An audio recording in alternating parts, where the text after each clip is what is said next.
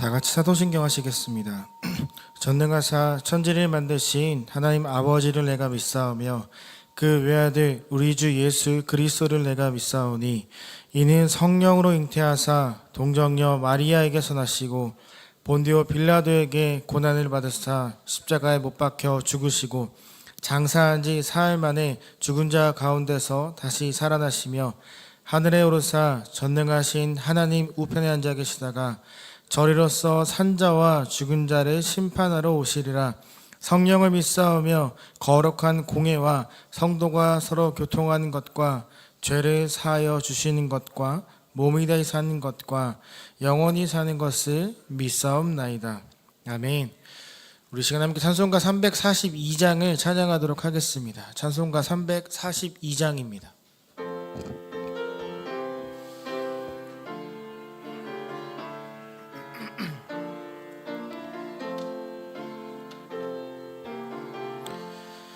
너 시험에 당해 죄 짓지 말고 너 용기를 다해 곧 물리치라.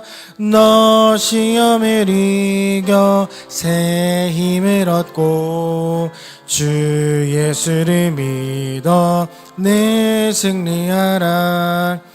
우리 구주의 힘과 그의 위로를 빌라. 주님 내 편에 서서 항상 도우시리.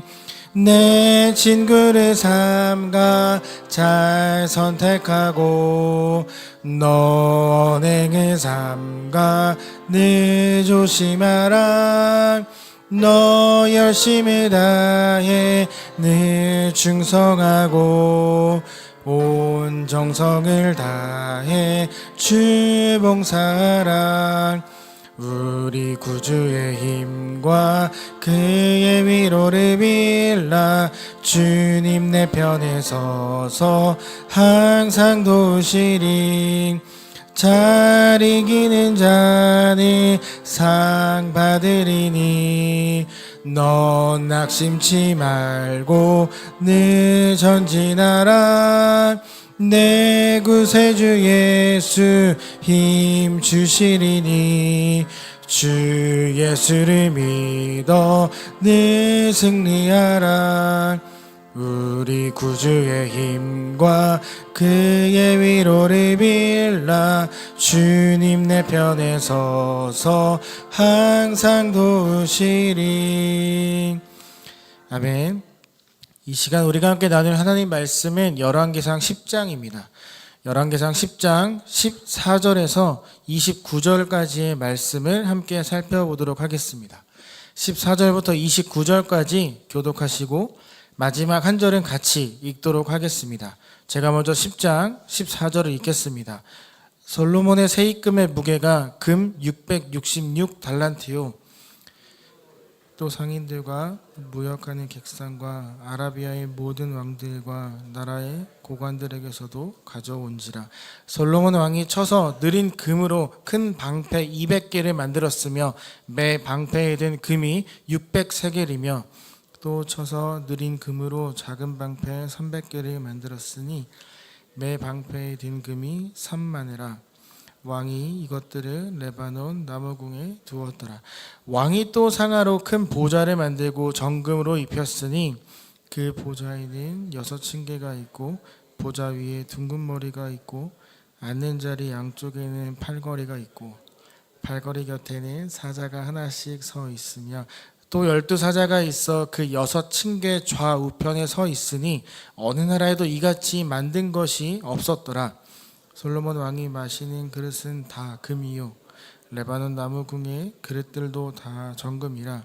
은기물이 없으니 솔로몬의 시대에 은을 귀히 여기지 아니함을 왕이 바다에 다시스 배들을 두어 히람의 배와 함께 있게 하고 그 다시스 배로 3년에 한 번씩 금과 은과 상아와 원숭이와 공작을 실어 왔음이더라.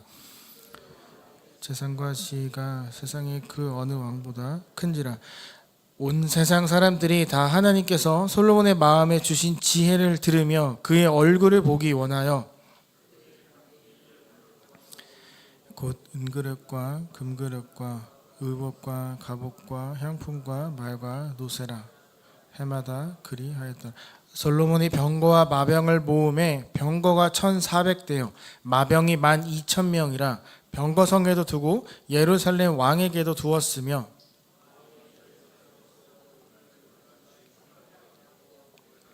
평지에 풍담을 같이 많게 하였더라. 솔로몬의 말들은 애굽에서 들여왔으니 왕의 상인들이 값주고 산 것이며 애굽에서 들여온 병거는 한 대에 은 600세겔이요 말은 한 필에 150세겔이라.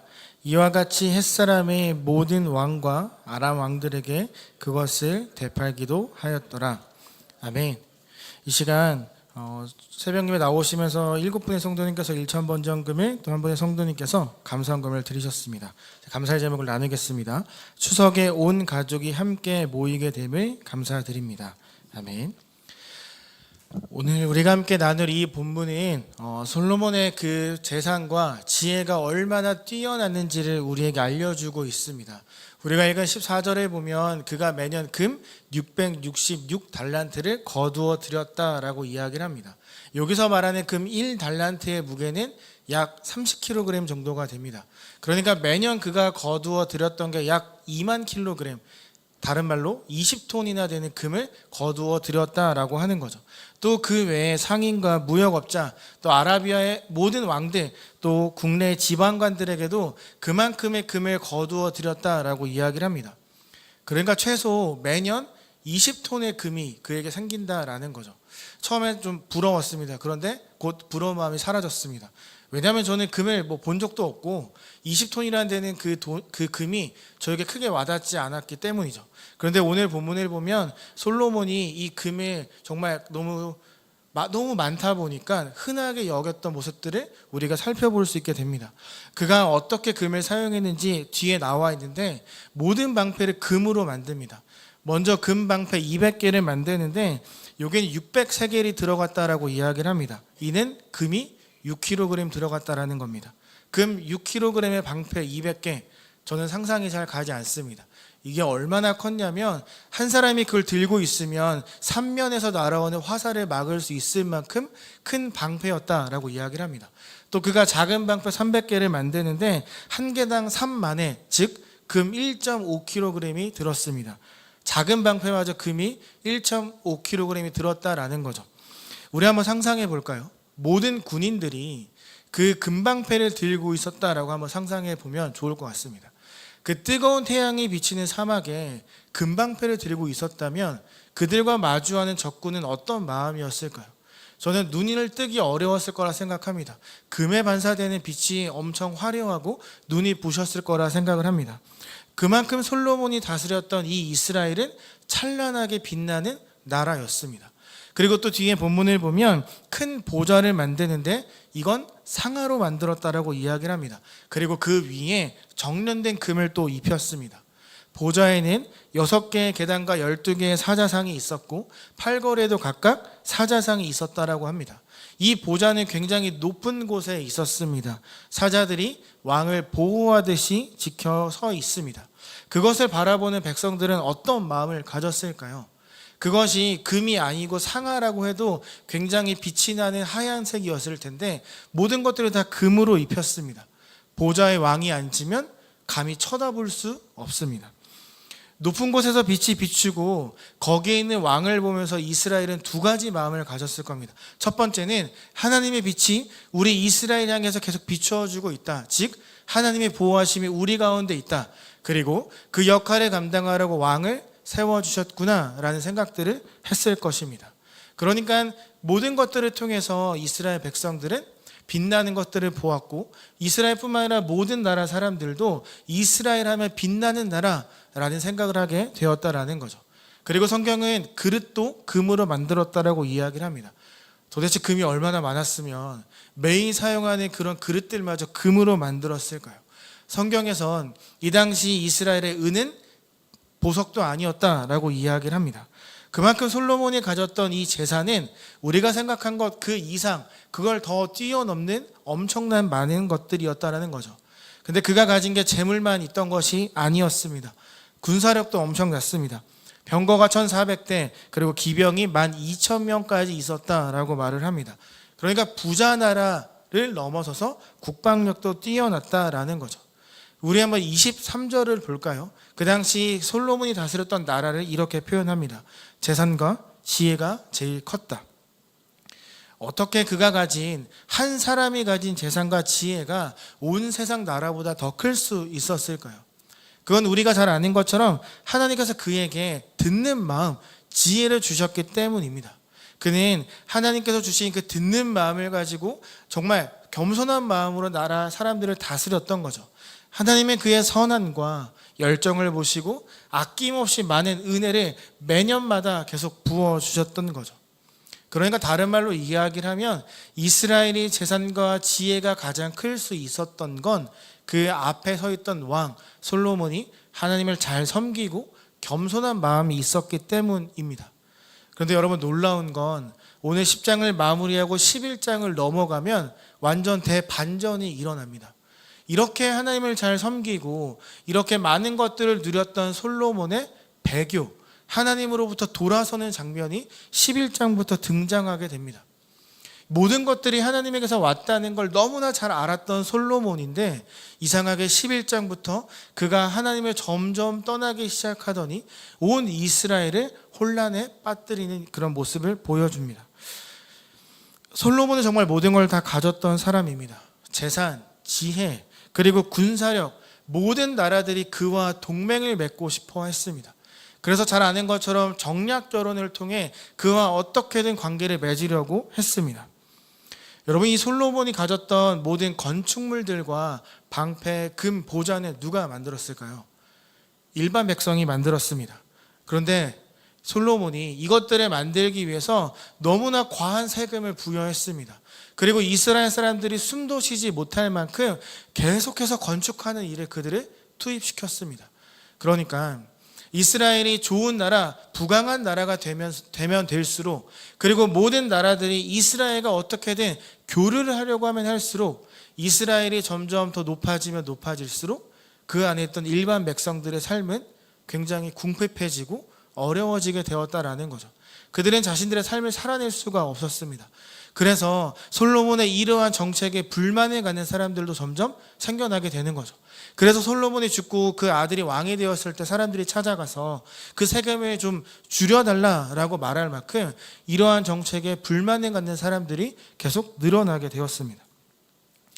솔로몬은 처음에 모든 것들이 하나님이 주신 것입니다 라고 겸손하게 고백했지만 쌓여가는 금은 보화를 보면서 마음이 흔들리기 시작한 거죠. 우리 사람은 눈에 보이는 것에 굉장히 약하지 않습니까? 솔로몬이 처음에 쌓였던 그 모든 금은 보화들을 보면서 하나님이 나에게 주셨습니다 라는 고백을 했습니다. 그런데 점점 그 빛나는 것들이 눈에 들어오기 시작하면서 곧 마음의 중심에 하나님이 아닌 모든 금은 보화, 그리고 자신을 높여주는 사람들의 칭찬이 자리 잡게 된 거죠. 그가 정략 결혼을 합니다. 그는 하나님을 믿는 사람이었습니다. 그러면 이방에서 공주들이 왔을 때 그들이 이방신을 가지고 오지 못하도록 막았어야만 합니다.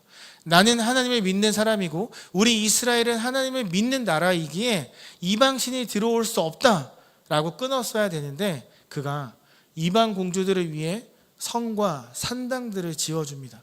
그래서 이방 신들이 들어와서 그 산당에서 우상들이 세워지기 시작하는 거죠. 지금까지 솔로몬이 가졌던 금과 병거와 그의 또 많은 그 결혼했던 여인들에 대해서 함께 나누었습니다. 사실 모세의 율법을 보면 하나님께서 이렇게 말씀하셨습니다. 왕이 가져서는 안 되는 세 가지가 있었는데 첫 번째, 왕은 병마를 많이 두어서는 안 된다. 근데 지금 솔로몬은 1,400대의 병거와 12,000명의 기병이 있었을 뿐만 아니라 이것들을 후에 이스라엘을 괴롭히고 공격하는 적국에 팔기도 했습니다. 두 번째, 왕은 아내를 얻어서는 안 된다. 열왕기상 11장 3절을 보면 이렇게 말합니다. 후궁이 700명, 첩이 300명, 즉 1000명이나 되는 아내가 있었다라는 거죠. 세 번째, 왕은 자기를 위해 은금을 두지 마라. 하지만 솔로몬은 매년 최소 20톤의 금을 거두어 드렸습니다. 이것은 솔로몬이 가졌던 축복이 하나님에게서 왔다는 걸 잊어버린 순간 축복이 아니라 이것은 저주, 차라리 없는 게 낫다라는 것을 우리에게 말하고 있는 거죠. 솔로몬은 이 세 가지를 어기기 시작하면서 이스라엘을 하나님으로부터 멀어지게 만들었습니다.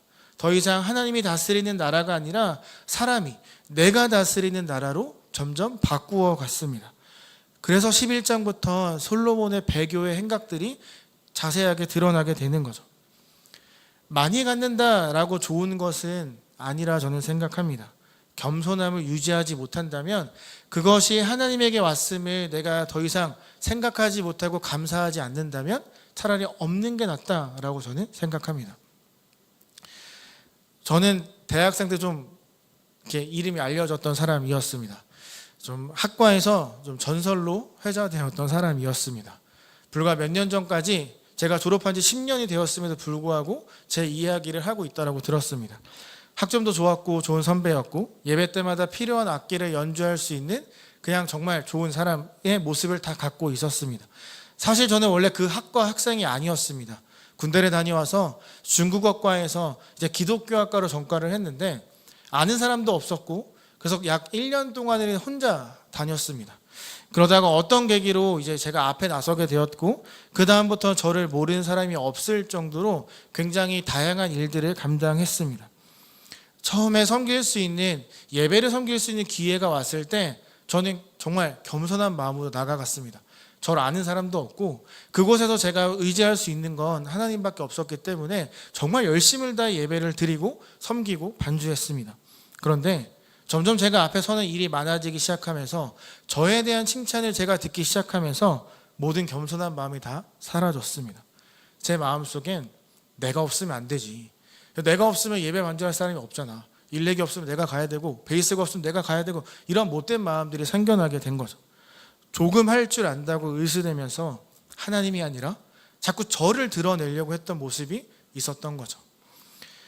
겸손함을 유지하지 못하면 하나님을 드러내지 못하면 차라리 없는 게 낫다라고 저는 생각합니다. 저도 그랬지만 솔로몬도 겸손함을 유지하지 못했습니다.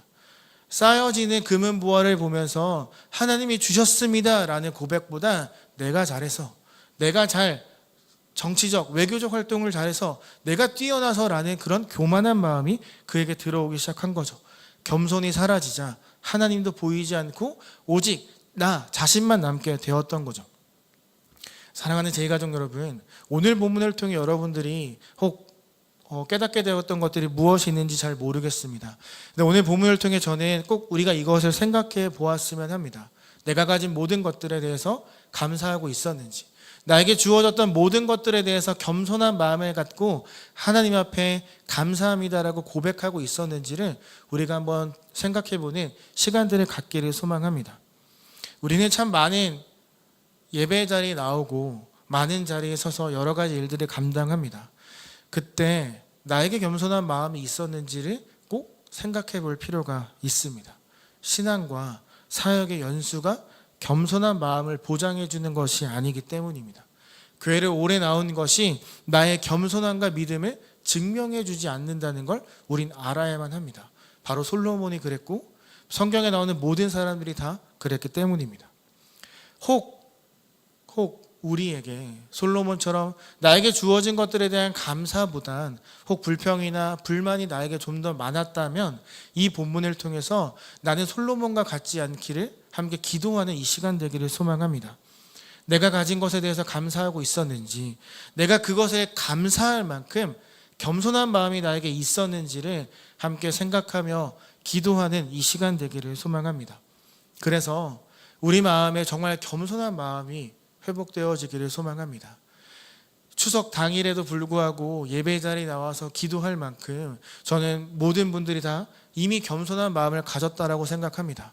그래서 우린 지금부터 더 열심히 기도하며 감사하는 마음을 고백할 수 있어야만 합니다. 함께 기도하는 이 시간, 나의 마음에 겸손한 마음이 찾아오고 회복되고 그래서 감사를 정말로 마음속으로 고백할 수 있는 우리 모든 제2가족들이 되기를 소망합니다. 저희 어머니가 지금도 저에게 하시는 말씀이 있습니다. 양 목사, 불평불만하는 입술은 불평불만밖에 하지 않는데 감사하는 입술은 늘 감사가 넘칩니다. 그러니까 꼭 감사하는 삶을 살아야 됩니다. 저는 이 이야기가 우리 모두에게도 적용된다라고 생각합니다. 겸손함과 감사함이 가득한 모든 제2가족들의 삶이 되어지기를 간절히 소망하며 또 예수님의 이름으로 축복합니다. 제가 기도하겠습니다.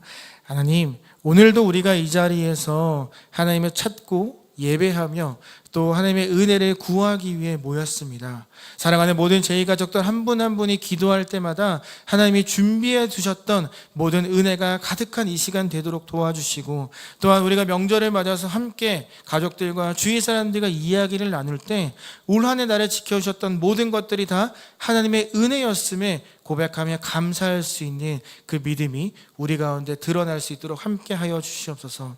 우리가 이 시간 입술을 열어 기도할 때 하나님이 찾아오셔서 주시는 은혜가 반드시 이 자리에서 가득하기를 간절히 소망하며, 또한 이 자리에 나오며 귀한 예물을 들고 나오신 모든 분들에게 하나님의 응답과 은혜와 신실하게 일하심을 볼 수 있는 날이 속히 오기를 간절히 바라며 사랑이 많으신 예수님의 이름으로 기도합니다. 아멘. 하늘에 계신 우리 아버지여, 이름이 거룩히 여김을 받으시오며 나라에 임하옵시며 뜻이 하늘에서 이룬 것 같이 땅에서도 이루어지니이다. 오늘날 우리에게 일용할 양식을 주옵시고 우리에게 죄 지은 자를 사하여 준 것 같이 우리 죄를 사하여 주옵시고 다만 악에서 구하옵소서. 대개 나라와 권세와 영광이 아버지께 영원히 있사옵나이다. 아멘. 우리 시간 세 가지 공동의 기도 제목과 또 개인의 기도 제목을 하나님 앞에 고백하도록 하겠습니다. 첫 번째로는 새생명 전도 축제를 통해 새 생명을 향한 영원 사랑의 마음이 나에게 가득하게 해달라고. 두 번째, 다음 주에 있을 부흥 사경회를 통해 내 삶에 말씀을 통한 회복이 있게 해달라고, 그래서 그걸 기대하며 기도하게 해달라고 기도하시고, 마지막으로 추석 명절을 하나님 중심, 가족 중심으로 보내게 해달라고 기도하시고 개인의 기도 제목을 하나님 앞에 고백하도록 하겠습니다. 다 같이 기도하겠습니다.